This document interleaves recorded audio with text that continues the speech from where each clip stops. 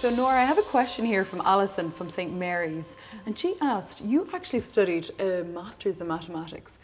How important is the maths in your job? So it is important some days, so we do use it some days, especially when we're writing up some papers, but it's not really essential every day. I don't really use maths every day. I think that the most important part for me studying maths was the way I look at things. It's very different to a biologist or a chemist or a physicist. It really gives me a very different perspective.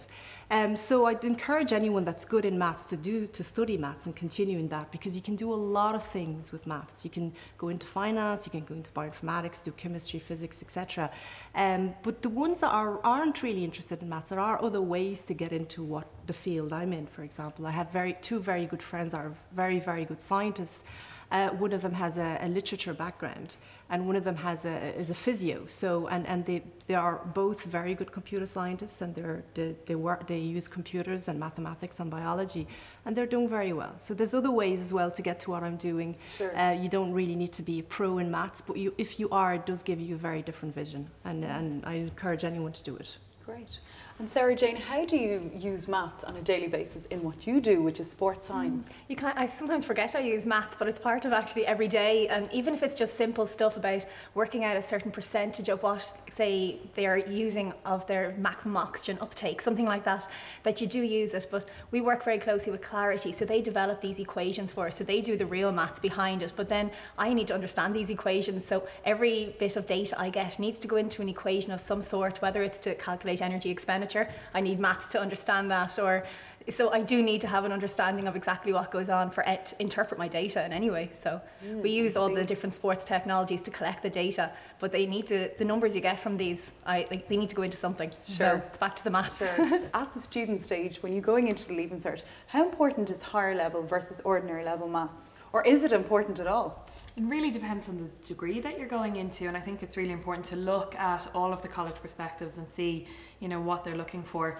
But if you're not really strong at maths, if you think you're going to really struggle at the higher level, get a really good grade in the ordinary level. If you feel you're going to be on the cusp of failing higher level, get a really good grade in the ordinary level and go down that route.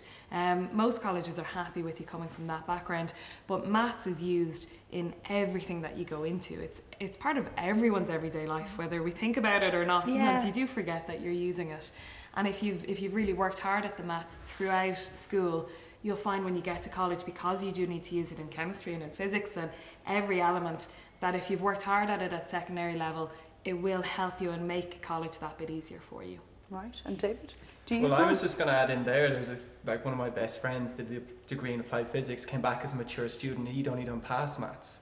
So he'd done the ordinary level maths, had been out of school for a couple of years, and then still got back and got through it. So you don't need to be phenomenal at it. Yeah, but it definitely makes it easier. It does make it easier. Even if it's at ordinary level, working hard at it, getting a good grade from that, and it makes life a lot easier. Sure. And in programming, do you use it at all? Does it come into it? There's a lot of maths in the programming part. I'd probably say, like Sarah Jane, you can kind of ignore it if you don't want to, but there comes a stage when you do need it. You meet it face front. Yeah. Well, actually, while we're on that, we have a question from James Conroy from Ballinarobe Community School. And he said he's very interested in programming. He loves it, in fact. But he doesn't like sitting in front of a computer.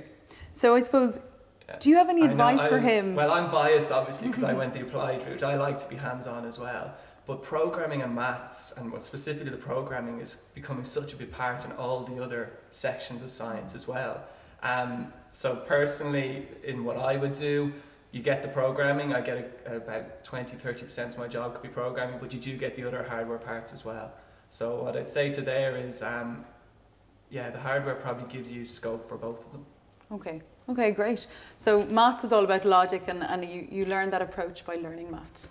Great, really good.